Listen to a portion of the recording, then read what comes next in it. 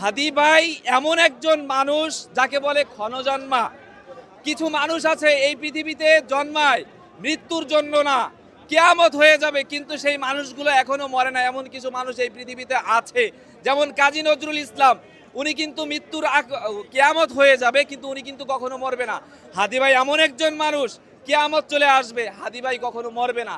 হাদি ভাইকে ওরা মারতে পারেনি, বরং হাদি ভাইকে ওরা অমর করে দিয়েছে। আসলে এত মানুষের ঢল কেন? হাদি ভাই কিন্তু আমাদের আর চারজন মানুষের মতোই একজন সাধারণ মানুষ। আমি যদি মারা যাই 10 জন মানুষও আসবে না, কিন্তু হাদির জানাজায় কেন এত মানুষ আসলো? কারণ হাদি ছিল বাংলাদেশের স্বাধীনতা সার্বভৌমত্ব টিকিয়ে রাখার জন্য, জীবন বিলিয়ে দেওয়ার জন্য সবসময় হাদি প্রস্তুত থাকতো। বাংলাদেশের নাগরিকদেরকে যদি আপনার স্তরে স্তরে সাজানো হয়, তাহলে হাদি ভাই হবেন বাংলাদেশের সর্বপ্রথম শ্রেণীর নাগরিক, বাংলাদেশ স্বাধীনতা সর্বমত টিকে রাখার জন্য। সে সেই কথাগুলোই বলতো, যেই কথাগুলো বাংলাদেশকে সার্বভৌমত্ব টিকিয়ে রাখতে সক্ষম।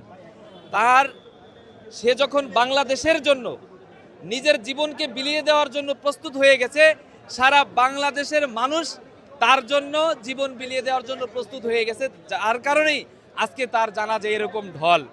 আর আমার একটা কথা, সেটা হলো যে হাদি ভাই কেন মারা গেল? হাদি ভাই হলো এই জুলাই আন্দোলনের অন্যতম একজন নেতা।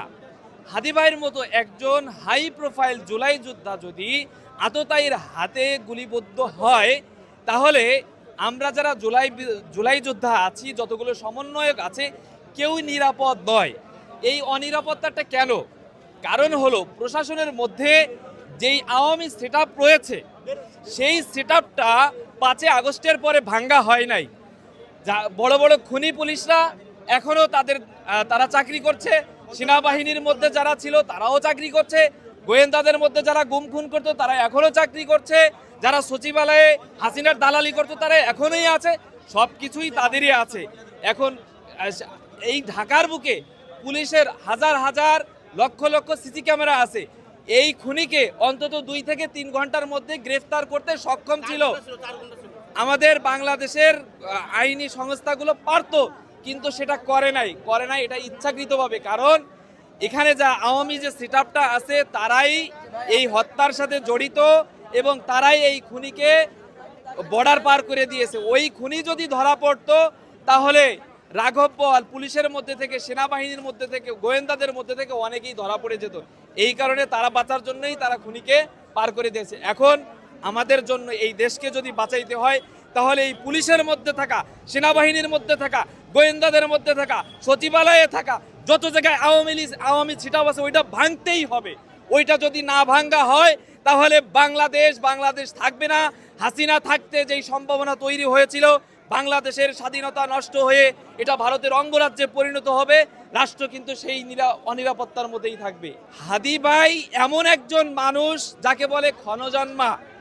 কিছু মানুষ আছে এই পৃথিবীতে জন্মায় মৃত্যুর জন্য না, কিয়ামত হয়ে যাবে, কিন্তু সেই মানুষগুলো এখনো মরে না। এমন কিছু মানুষ এই পৃথিবীতে আছে, যেমন কাজী নজরুল ইসলাম।